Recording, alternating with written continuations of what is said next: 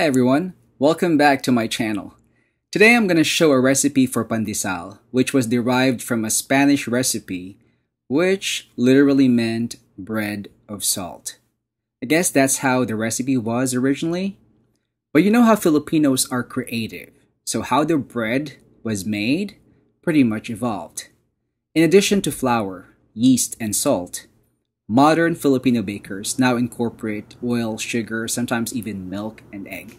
But what I'm featuring in this channel is my favorite because it's very close to what I used to buy for breakfast every morning when I was growing up in the Philippines. So now, let's get started.